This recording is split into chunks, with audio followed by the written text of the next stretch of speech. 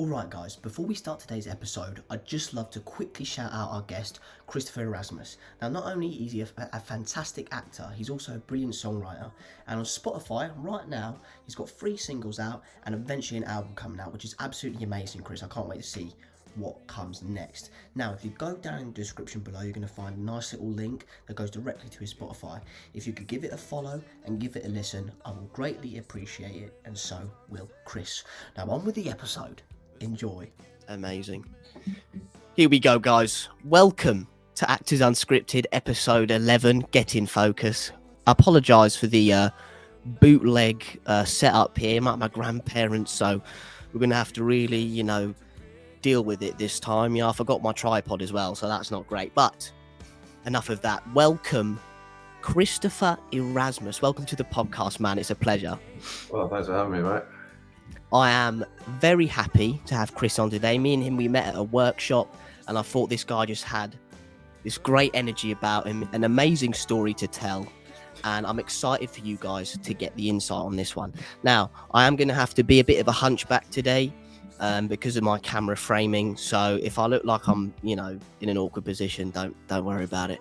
But let's get on with it. I'm excited. So, Chris, mate, tell us about yourself. Tell us about your journey, where you've been. I mean, everything I've heard is just absolutely exciting. So let's hear it, buddy. Thanks for having me on. Of course. I remember that workshop. You did some really good stuff in there too. So Thank you, man. it was really nice to see.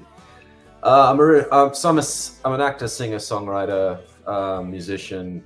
Kind of born in Johannesburg, South Africa, but kind of grew up in Zimbabwe. My family loved the wildlife conservation in Victoria Falls, so grew up very much a country boy in the game reserve. Actually, I was even christened in a game reserve. Wow. So yeah, like really grew up in a very different world where it was acceptable to want to be Peter Pan and an actor, and kind of in the same breath. That was about the same chance of doing that. So it was a very long kind of road to getting to a point where I could actually work as a professional actor in a world that kind of accepted that or made that financially viable. So I got into my first, I think the first production I did, I was in grade 3. It's called Nicholas Nickleby, a version of Nicholas Nickleby by Charles Dickens, shortened to something called Smike, and I played Nicholas Nickleby. It was a musical. Learned a lot. I definitely learned a lot about things like The Show Must Go On. I broke my collarbone about a week before performances and had to do the entire run with a broken collarbone. What, in grade 3? Yeah. My family's pretty tough. A broken collarbone never stopped them. So it didn't even occur to me to think that was an issue. So I just said, well, okay, doctors can't move it here. All right. Yep. No jazz hands up here, and we go. So that's kind of what I grew up doing. My mom was a professional horseman, so I grew up on horses and the connection with animals, which kind of I mentioned the connection with animals and wildlife because that for me is part of my acting. It's really, really important. Ended up in Australia after kind of bouncing around and started studying acting in South Africa. I realized it was a little tricky to get work as an actor there, and the training wasn't quite what I wanted. Actually went to Australia and I studied business, and then on the side I studied acting and worked with some fantastic people. Got really lucky, right place, right time. Also another workshop actually, and I was invited to work in New York with a woman called Susan Batson. Now it's not Susan Batson. Yeah, Susan Batson. Sorry, there's a few Susans in my life. So I was actually working as an actor, and I had a few films and stuff, and I've been in quite cool places, but with very Australian style acting technique, which you do see a lot of actually in the Margot Robbies and the Chris Hemsworths. It's very specific. A lot of it's very geared towards your more kind of soap opera stuff. Okay. But it does develop really, really, really good actors, as you can probably see. You got your Nicole Kidmans, who actually went on to study with Susan Batson, who she still was studying with Susan when I was there. But basically, Susan Batson is this very wonderful acting coach in New York. Her vocal coach was the one who invited me over, so I was singing for her, and she said, "Look, I did this thing. And she's, how serious are you? So I finished my studies in Australia, and I moved to New York, and got to work with Susan Batson, who I didn't quite realize how big an acting coach she was until I was in the room. And only now do I kind of really comprehend how lucky I was to work with her. And I think that's a big part of kind of lessons that I wish I'd learned early on, is understanding being in the present. I was always looking at kind of getting the next job or working on the next thing, instead of sitting in the room and really being like, oh, this is an interesting exercise. Let's really work on this exercise, and really listen and take notes of the people around you. People like Austin Butler were in the room with me. But before he did anything, this is now a couple of years ago. I met Lady Gaga working. I told you this guy's special. I mean, I met her. Whether or not I should be able to pick me out from a crowd is another story. But she was working with Susan as well on *Star Is Born*. This is the thing, though. I don't want to interrupt you, but I want to say, like, it's the fact you're in that environment itself is a statement in its own regard. Like, you're surrounding yourself with individuals who have that drive and that impetus to get really close with their craft, and I think it's a really great thing. So don't like, it's a quality thing. It's definitely a quality thing. Yeah, I think when you're in a room and you look around and you see people that you would want to learn things from, if you look around in a room and you're relatively uninspired by what people are doing, I think it's a good sign that you might be in the wrong room. Now, everyone's tastes are different. Everyone's acting styles are different.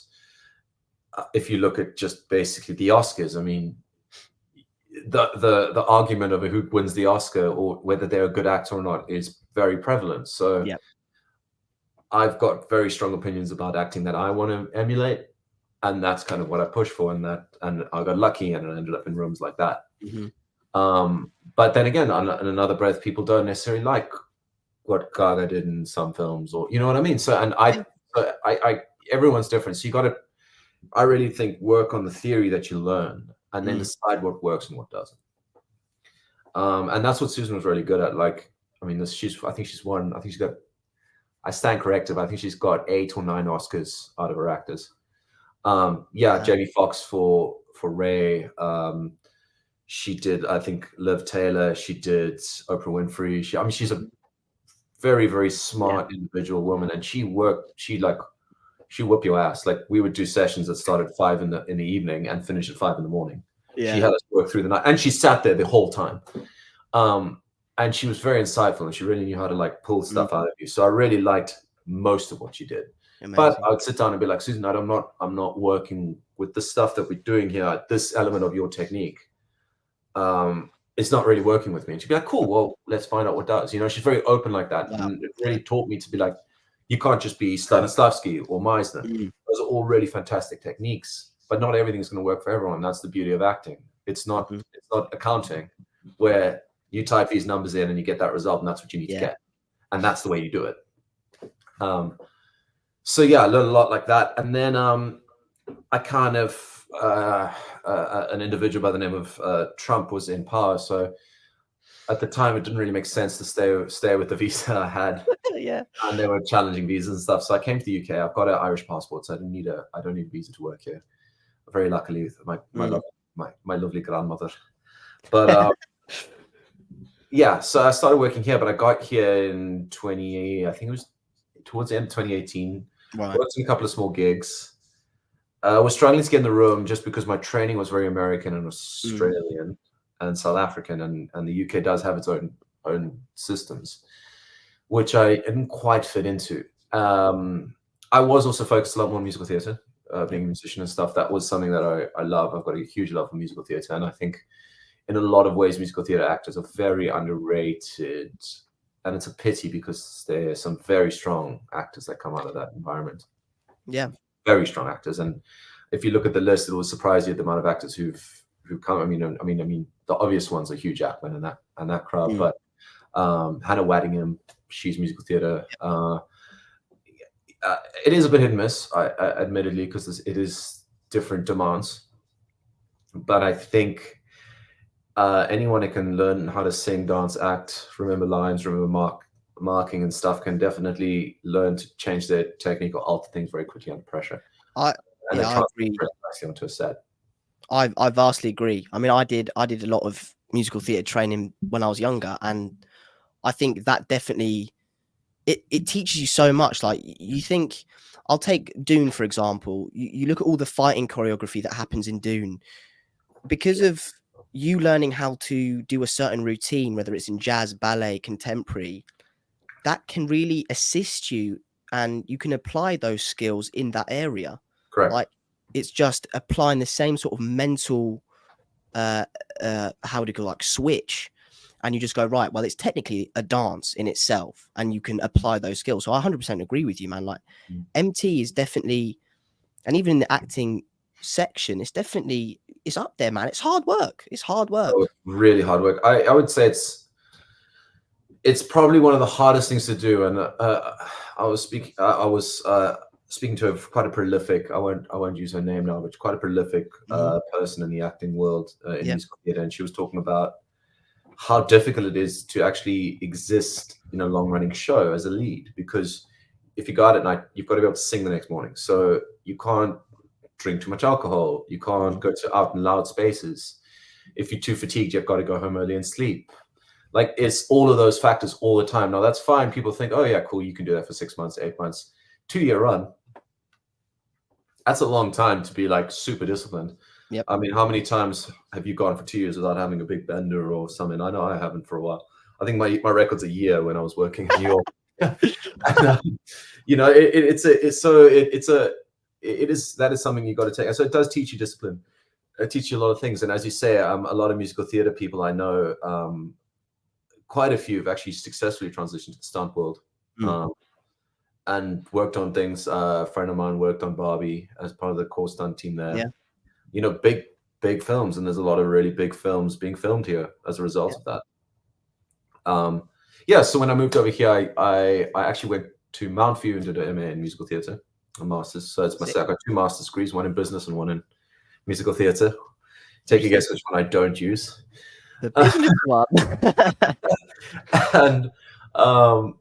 And then obviously COVID, and we all kind of scrambled to figure out what things to do. Now, what I didn't mention earlier was I've been an elite athlete in 3 different sports. And that kind of helped me pay for uni and kind of get to Australia and stuff. They're not big on giving scholarships, especially Australia and certain countries.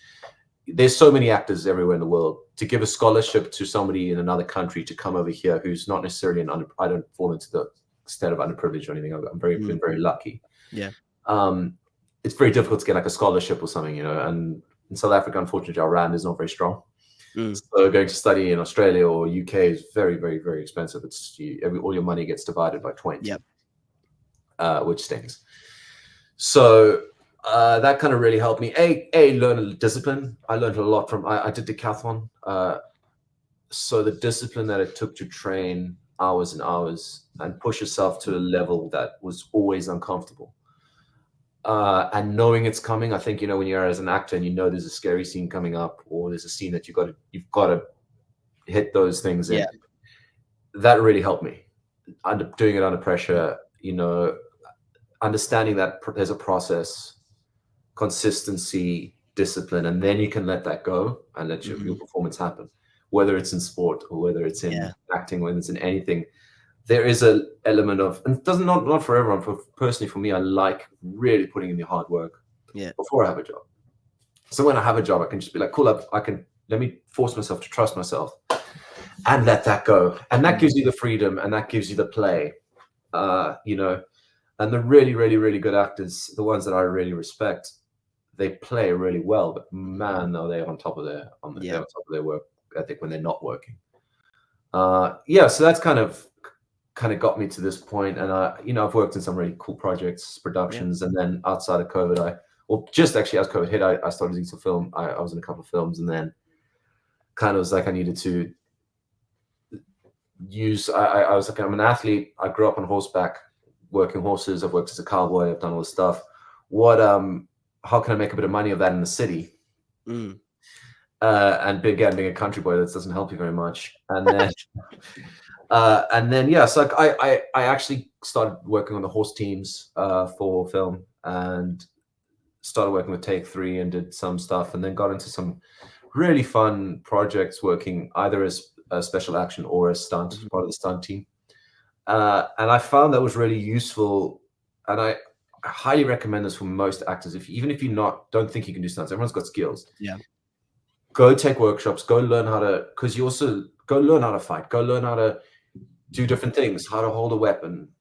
It's really important because a lot of the time you're going to be doing that in a film. There's certain genres that you need to know how to do that. And yes, the stuntman will take over at a certain point, but the way you handle a weapon, safety on set, and also understanding set protocol. Or when you're in a really big machine, like I was on the horse team for like the Snow White that they're filming.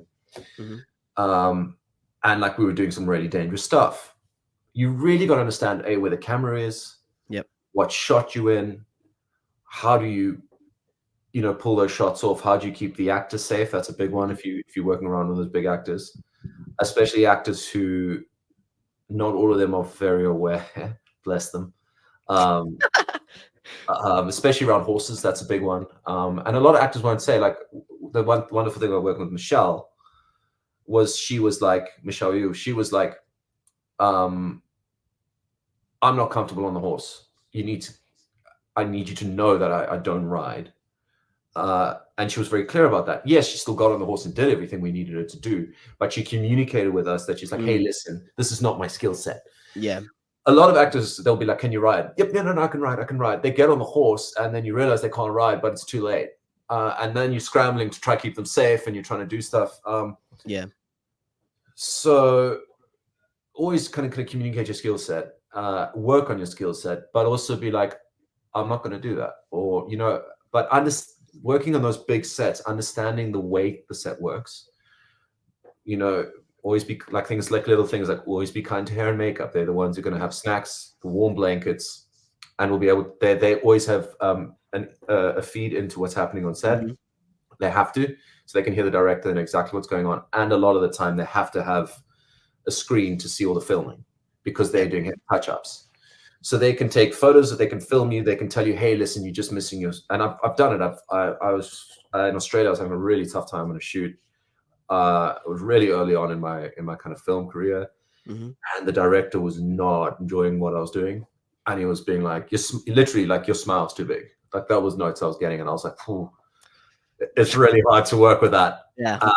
And the makeup lady, who I just happened to be chatting with, and is quite a prolific Australian woman now. She's won some amazing awards for some of the work she's done. Nice. She, Susie, her name is, and she actually came up to me. She said, hey, listen, I've filmed the last couple of things on my phone for you so you can see what you're doing. She says, you're doing everything great. He's just not communicating really well what he wants. He's getting his lighting wrong.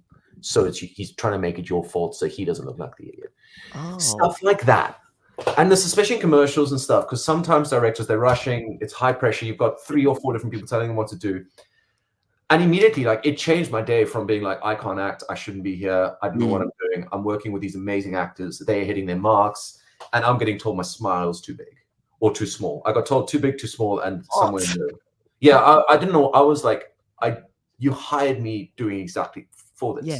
I don't know what to do. So always be kind to your makeup people. That's like, if I can bring them sweets, learn their names, write it down. You can forget your co-actor's name because you probably won't see them again. Don't forget your makeup person's name. You will see them. I promise you, it is a small industry. Always be kind to them. They know everything. Everything, everyone. They hear the stories a lot of the time. Them and the cameraman, if smaller set, a lot of the time you won't get near the main camera guy because he's so busy with the director. But that's the other. So I learned a lot of those tricks, like working in stunts. When we were freezing our asses off, I was doing just one SPAC job, and I legitimately had 3 people drop a hypothermia. So I won't tell you what project it was.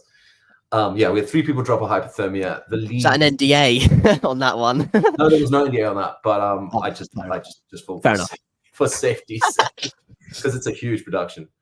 It wasn't Disney. Just so Disney's all NDA, but. in terms of photos and that kind of thing. Got But yeah, to the point of actually the lead actor stepped in and actually said, "Listen, we got it." But one of the guys couldn't remember his lines, and we kept having to shoot the same scene over and over again. And actually, when the project came out, they had to dub his lines in afterwards. Yeah. And we had people dropping hypothermia, but the hair and makeup with the crew running blankets to people, Wow. giving us those warmers under our armpits and Damn. stuff.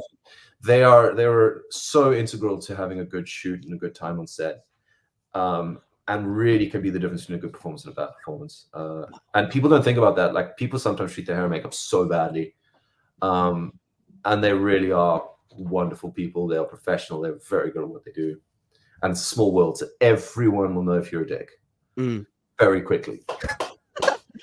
That's hair and makeup.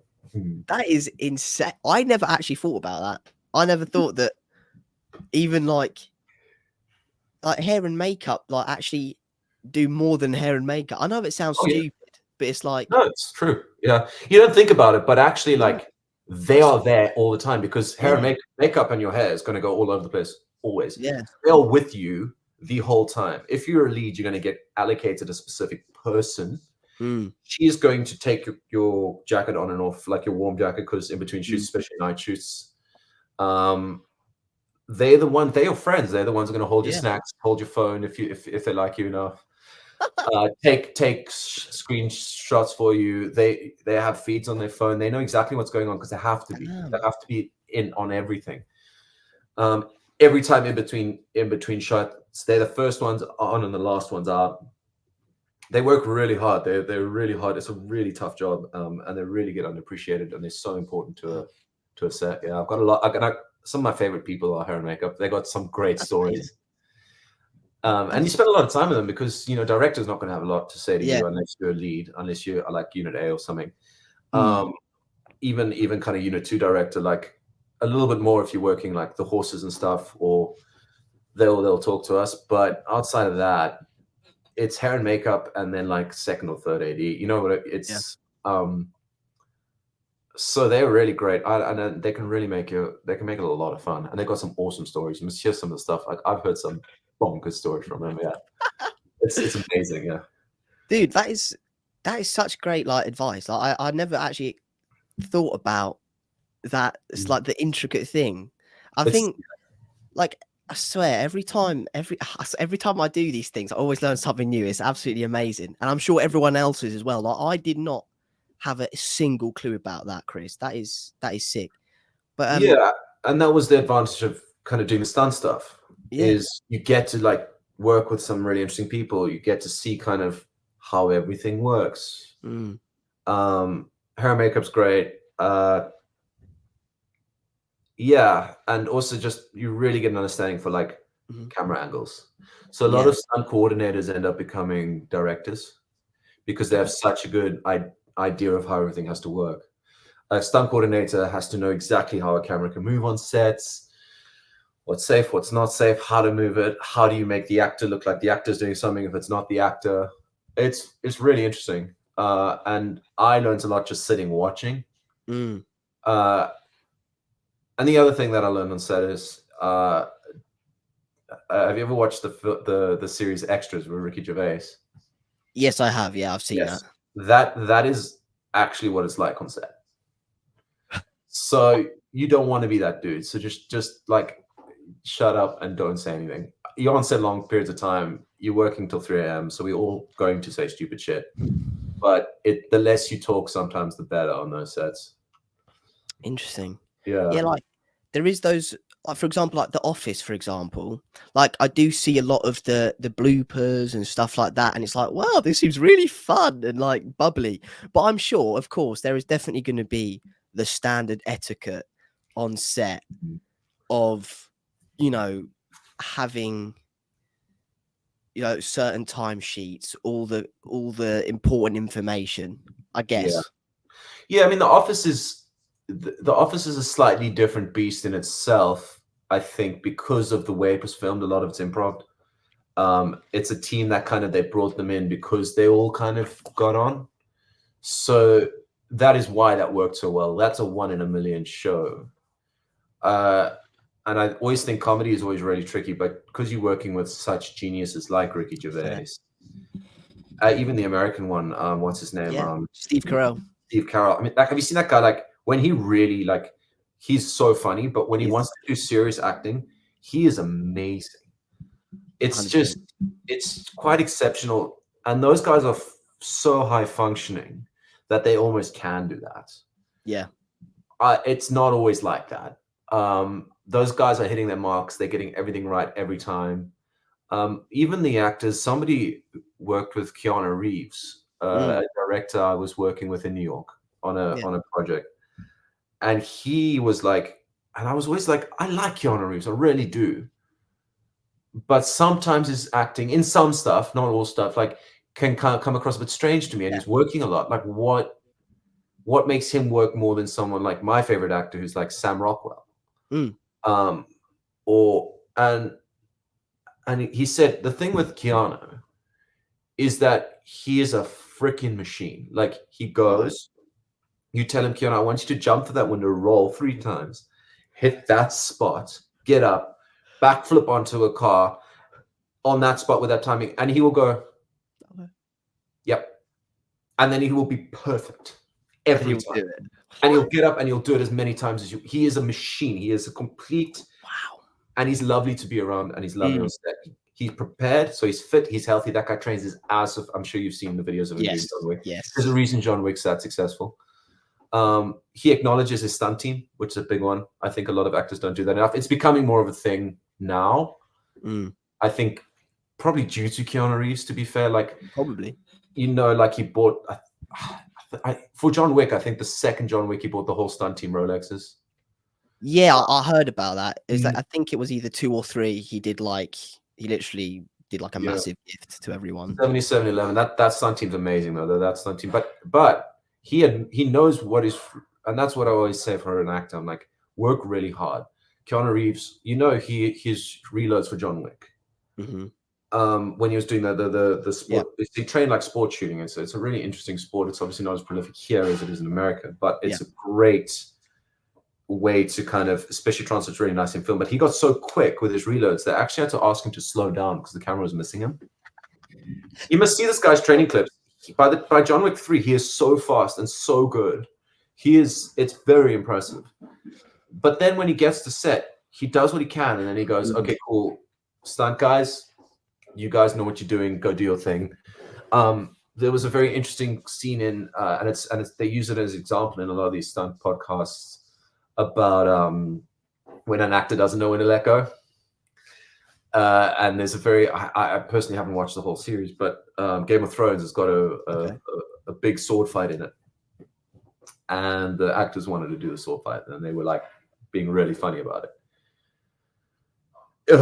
And you can tell. Like, you can just tell, like, that at no point should these guys have been doing it. Like, they didn't understand where their skill set ended and the stuntsmen's began. And there's a reason the stuntmen, they can train hours and hours and hours on sword fight. I got friends who spend hours honing those skills. When I was working, I was spending, I would say, 4 to 6 hours a week just on sword stuff. I was also a national fencer. That was one of my national my national sports, which actually translated really nicely for Ray Appear and stuff. But there's certain things like tricking, like the guys doing the spins and stuff. I'm just like, no, absolutely not. That's your guys' job. Falling downstairs, I'm never going to do that as well. And I can't. Yeah. Some people can do that, and it hurts, but they bounce up. You would be taking me to hospital relatively quickly if I tried to do that. So understanding, like, you're an actor, work your ass off and understanding the movements and why you're doing everything, and try and get as good as the stuntman. But you've got to also let those guys do their job. Yeah, you do it really well. So I love that Keanu does that so nicely. He really understands. I mean, that guy's amazing.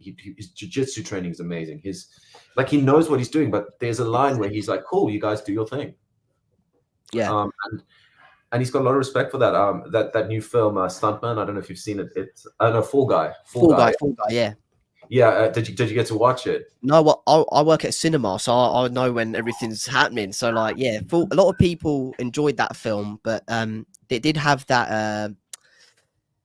It was like, as you say, considering the stuntman's work is actually the work that they do is very important, and it's crucial on set, and it's crucial when, for example, I saw this scene where they literally light the guy on fire and they use the Yeah. fire a gel. Yeah, That I that's was not doing that. Yeah, Like, that takes some serious training. I did one burn just when I was training in Australia. okay. That is, yeah, it depends where you're working. You can make a fair amount of money every time you get lit on fire. So I know Game of Thrones, there's a funny story, and you need to double check me on this, but I remember the guy was saying that he worked on it, and he said they had to do like, I think it was like a world record burn, the most amount of guys getting burned. But every time you do a burn in America, you get paid to do a burn. Right.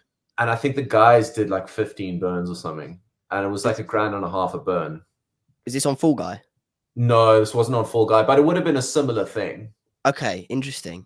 And they made a lot of money. Damn. Like, you can make a lot of money doing that. That being said, there's a reason you're getting paid to do it. Yeah. It's unpleasant. It's very cold. That gel is freezing. Yeah. More temperature, they have to lower way down. You can't breathe when it's happening. You have Right, to yeah. And again, I haven't done a burn in a long time. My training is way out of date for that. So don't anyone just disclaimer, don't like listen to what I'm saying and take it as gospel. It's yourself. So like go to professionals. And like do that stuff. The UK has got its own stunt registers, so they've got a very interesting way of training that I never went through. I've done some, haven't done all. I trained a lot more in Australia with the Gold Coast stunt guys who did the Matrix a lot. They did a lot of stuff in the Matrix. Awesome. Yeah, they have a very different approach to stunt training. They're very specific about it. So if you do a burn, you gonna do burn training. Cool. Yeah, we're gonna light you on fire. Hold your breath. Like, because like if you breathe in, like you can breathe in the flames and your lungs and stuff. So, and that's a factor. Like when you're running around and trying to not breathe, it's very hard to hold your breath longer than 45 seconds. Never mind, like it's quite amazing. So yeah, as you say, like you see that scene of him getting like lit again and again and again. A lot of the time you would have more than one stuntman. Yeah, and they would rotate it. Doing it. Unless it's very specific body double stuff. So like somebody like Chris Hemsworth, Dwayne Johnson, Henry Cavill. Although Henry does, to be fair, a lot of his own stuff. So credit where it's due. But yeah, they've got very specific stunt guys that they work with. Also good money if you're a stunt double. Anyone wants to be a body double or stunt double on sets, it's very good money. I think it's about up to $1,000 a day. Whoa. Yeah, whether they use you or not. Yeah. A friend of mine doubled on a Marvel project, and they used him once to try the costume on, and he made $1,000 a day, and they had him on for a month and a half. Wow. So I'll let you do that. Yeah, he went on holiday for a long time with his girlfriend after that. That's crazy. Yeah, I mean, so stunt, there's really good money in stunts. Any of those actors who are like, and there's a couple of really good companies. Everyone's got their own opinion on stunts. It's its own world. It's got its own politics. Take-3 is quite good. If you guys want to get into it and you start at a SPAC level, they do stuntman stuff too, and they work on some really cool projects. So go out there. They do workshops. They do. You can actually audition. So you can audition to get on their list. So that's a great way to get into it. I highly recommend going to train. There's a gym that I work with, Circle 8 Fitness. It's in Battersea. They're great. Matty, he's the head trainer there. He's a European and world champion Muay Thai fighter. Really cool setup. Really lovely guys. Everyone from beginners to experts can go train there. Yeah. There are places to train. There's some really good stuff happening, and there's some people out there. And as an actor, get yourself on set. But don't get on yourself a set as an extra. Extra people background, you don't learn as much. It kind of helps maybe once or twice, but it starts taking a lot of time. Like time on set is so valuable. And if you can do it in a stunt capacity, I worked on Bridgerton. I did all the whole stuff. Like I've worked on very closely with most of those actors and most of those directors. As a result, I haven't watched Bridgerton, but I'm not really the target market, to be fair. Fair enough. But yeah, so I love that, and I was really lucky. I kind of fell into that, but I learned so much from it, and little tricks and little things that This is really went over into my acting.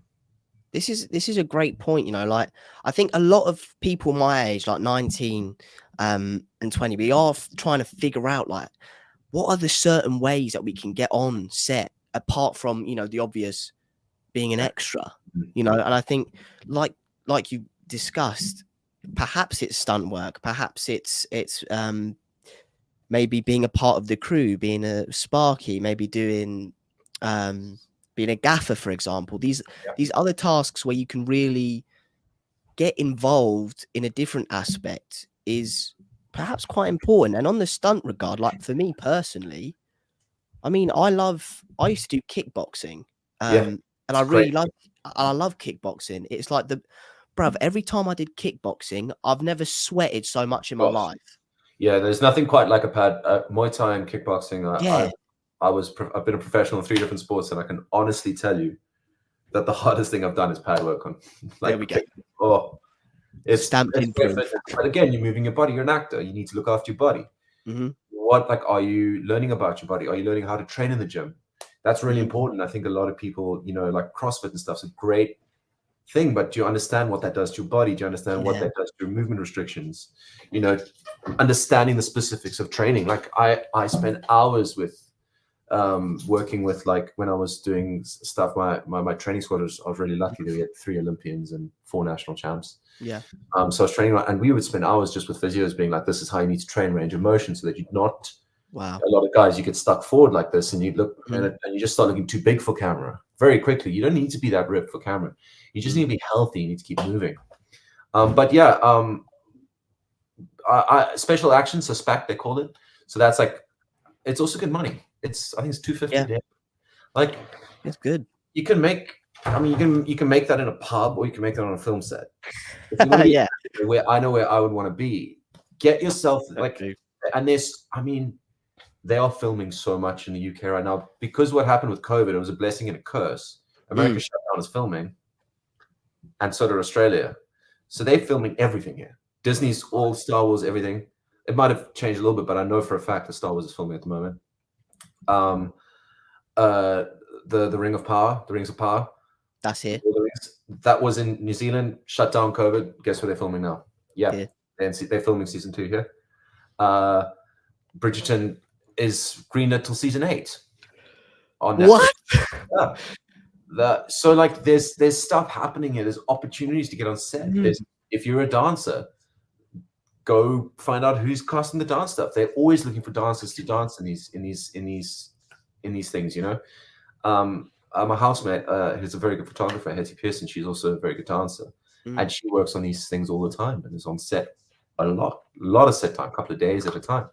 So there is a way to like get on set, and I think I'm not saying you have to commit your life to it, but understanding what you're walking into as an actor will only help you when you get the big jobs and the big opportunities, because it's really intimidating. Like when they shout rolling action and you've got 300 people keeping quiet and it's very intimate. I'm like, I had a stunt guy who had done a lot of work. We were working on the third season of The Witcher, and we had to make sure. I mean, I wasn't stunt team; we were horse team, and we had to get this actor into the saddle. Yep. And bless him, he wasn't a rider, and it's a big ask when you're trying to get somebody to mount up looking like he's ridden his whole life on a horse and get him to gallop off. We did end up having to double it, but we had to get him onto the horse. And of course, he was nervous as a result, because he was nervous. The horse was nervous. So we had 3 guys holding the horse. I had my shoulder in on the horse like this. I was dressed as an elf with my shoulder in on the horse like this, trying to look like inconspicuous. Stopping the horse, being like, what is this dude doing? Yeah. While he swung on. And the guy, he had multiple film sets, ready, action. And because the camera was swinging through him, he stopped breathing. He wasn't breathing during the takes. And the takes were a minute long, and he almost passed out. And I was like, what are you? The director actually came and had a word. He goes, mate, what are you doing? Yeah. You look like you're gonna die. Blah. I thought it was very funny, but it's amazing. It was very funny, and we had a good laugh. It would be, yeah. Here afterwards, but it really drove home to me, like, as an actor, yes, we are a little bit more like, okay, into our bodies and stuff. But when that light comes on, being there before, even in a background capacity, makes a big difference because you're not a deer in the headlights. So much changes when everyone is looking at you. Yes. And because what we do, especially, and I'm a big believer, and you might see it in the times we have done stuff together, is being natural and understanding like the story and really trying to stay like in it. The second you're being watched, everything's heightened, and it's like, okay, what's going? I mean, what's my line? What's going to happen? And that's really hard to come back from. And not all of us are Leonardo DiCaprio and these guys who can literally just saunter on set. I mean, but Leo's he started doing films when he was 6 or something. Like, you know what I mean? Like, he's got time, and experience counts. The greats have been doing it for a long time, and there's a reason that's what makes them so good. Some people just don't have that, and some people can just go on and not give a fuck and just kind of roll with it. And I'm really jealous of them. Yeah. But yeah, so that understanding of like having a foundation and just being on set, like, really helps when they say action, because you see all the stuff that goes wrong, and you see like really, really good actors completely muck things up, and you realize, oh, okay, like, that's okay. Yeah, we're all kind of like just making a film, and you also realize like, oh wow, like the makeup artist is as important as the actor in this. And the Sparky, as you say, is as important, because if he fucks up, like, reset lights. Yeah, or the Sparkies, they wire their explosives. Hey, like, Sparky gets that wrong. Oh, that's not going off. Now you got an explosive that's not going off. Now everyone's like, do we go and check it, or do we not? No, that's another hour you got to waste for. It happens. It does.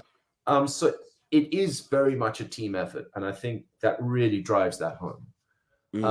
Working on a set, and that is in a way quite fun, because it feels very isolating being an actor a lot of the time. And that kind of, you feel so kind of connected to the people you work with. And if you watch a lot of these guys who've been lucky enough or good enough to work on Lord of the Rings for long periods of time, the connection you make, and it's not just the connections they make with their fellow actors, it's the connections they make with like the other people. It's really strong. It's because it's not just, although that's what you see, it's not just them. And I love that. Like, that for me is like, that's where you're getting really into the storytelling, because everyone needs to tell the story. It's not just you. And once you understand, it's not me. It's, I'm listening to you. What are you telling me? You know, Alan Rickman would always say, like, that idea of an actor having to sit at home and learn his lines is the most ridiculous thing ever, because acting is listening. So if you're asking an actor to go home and learn his lines by himself, he can't be an actor. And I love stuff like that. Like Alan Rickman, the great Alan Rickman, really had a good idea of that. But he was also very, very well known. I don't know if you've read his diaries, but he really went to bat for like the extras, because he's like, they're not being treated well. He really understood that everyone makes a film, not just, when they're filming Harry Potter, like, he would pull people aside and have conversations with them about their careers, not about the film, just about their careers, give them advice. And that's, I think, what also makes people great, is just spend as much time as you can helping other people, because, when you get the opportunity to be a good person and to help other people in this industry, because it's really rough. It is such a rough industry. If somebody says, hey, please, do you have any moment to just like run with me and do a self-tape or work something in, or like that, you learn as much as they do just by trying to help. That's something that I wish I'd known a lot earlier too, because, coming from where I came from, it was very much like every man for himself.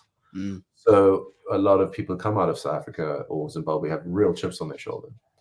So we really kind of, we do have elements of selfishness and stuff, as everyone kind of does. And and it's still like my biggest weakness is I get very solitary about my work. Right?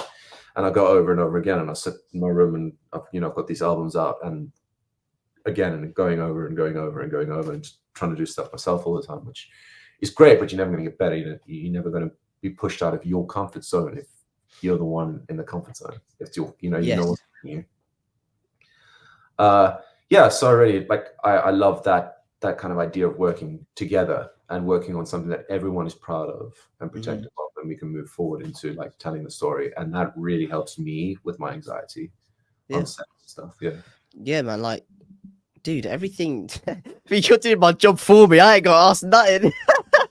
You're literally like, you're so correct. I mean, I've been taught it at a young age to really respect everyone on set. Like, nothing, you wouldn't be hired without the people behind it to begin with. The job wouldn't even exist without them, with the crew, with the writing, with the, as you say, the hair and makeup, the costume designers. All of these aspects do seriously count. And the idea of, it's not about me, it's about us. It's about us being together and making something together, because that's what you're doing at the end of the day, right? Everything you said there, man, is very key. So everyone, like, just keep that in your brain or write it down even. Like, seriously, like, it is a big, big thing. And to be able to, for you to share that with us it's like gold dust. Seriously. Yeah, I mean, I'm sure any decent acting coach would bring that up, to be fair. And it's just stuff that I've learned. Another one, as you say, notebooks. Yeah, notebooks. Always have a good notebook, and spend a little money on your notebook so you don't lose it. If you spend money on something, you're not going to lose it as easily. Notebooks for me, I'm a notebook fanatic. I collect them, and every time I get a job, I buy a notebook. Yeah, and I'll sit there and I'll write the first day. When you do the, hi, my name's this, and I'm from this. Yeah. Try to write down their names, do the thing, because I'm awful with names. That's like a huge weakness. So I'll try to write down their names. Nice. And try to understand who's got each job and who's done what. Another one, if you're doing a play, something that a very, very, she's British, but a British Greek actress. I was doing a thing at RADA, just a workshop. Yeah. And we did like a showcase, and she did something that I kind of stole, and she then just the day before, nothing big, just a little note, literally like a good luck for the opening night, and just good luck, Chris. Love your character. Can't wait to be on stage with you. And just having that and like putting it in somebody's dressing room. People usually do that either for opening or for like press night or for like when it's big. But something really subtle and small with somebody's name on it means so much to them and meant so much to me. So like that's something I've stolen. Like I'll go into Amazon, buy like 300 good luck cards, and just give like it doesn't have to be extravagant. It's just a little like good luck, or like Keanu Reeves again. I can't remember who said it. They said she was talking to him about her nephew. I can't remember which production it was, and it seemed like he wasn't that interested, and she felt a bit nervous. And she was talking about the music he likes, because Keanu is obviously a really big musician as well. And or his film or films. And then when the next day Keanu Reeves came with a list that he had just written, just a note of like all the films and bands that he thought her nephew would like listening to. She still talks about that. Famous actor, one of like Oscar-winning actor, and the thing that she remembers about working with Keanu is that he remembered. Just took time to write down something on paper for her. So that was a big one for me, that I was like, because I come across really brash and harsh, and I can be. But that was a really interesting one, and especially in plays, because you obviously plays can be slightly different to film. I think the relationship's a little bit more intense. Yeah, you're rehearsing and pretending you love someone. You have to live with them now for months at a time in a small space, and things you get, so like just having little notes and stuff that like you just, hey, appreciate you, or thank you for helping me that day, or thank you for helping me with this, I think really makes a difference. And that was a really nice one, just to get people on side too. A good luck note to the stage manager, as well as co-star. or the lighting guy, the sound guy, anyone that you can remember. And if you have it written down in your notebook that you did at the beginning of the day or the beginning of the thing, it makes life a lot easier, because there's nothing worse than having to be like, what's that guy's name again? Yeah. And then you're like 8 weeks in, you're like, oh man, not too late to ask. You remembered it, but now you're trying to remember like 60 pages of dialogue. You can't remember what your name is in the play, never mind like his name. It's not personal, but it happens. It does. We're human. But just like those little notes and stuff like that, like I'm not saying multiple notes because that can get creepy. Just like at the beginning of a show, hey, yeah, have fun. Thank you for helping me out with this. Yeah, I think that is etiquette. That is just simply just very beautiful, very polite. And it's just like, it reminds everyone we're doing it together, because as you said, actors can get very internal and we can get stuck in our own thing and worry so much about what we're doing, which is fair. But then, you do have to realize it's a team game. It really is a team game. But yeah, man, like this has been golden. What a good episode, mate. Thank you so much.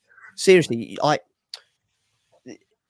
this is why I make this stuff, because I think if I can get in the room with people like yourself, I think, and then share it with my audience, I think it's just amazing, because we all get to really see that insight, that valuable knowledge that we can gain and go, right, now I know when I reach that, maybe that's the next certain step, thanks to Chris, for example, I now know I'm going to treat the makeup people correctly.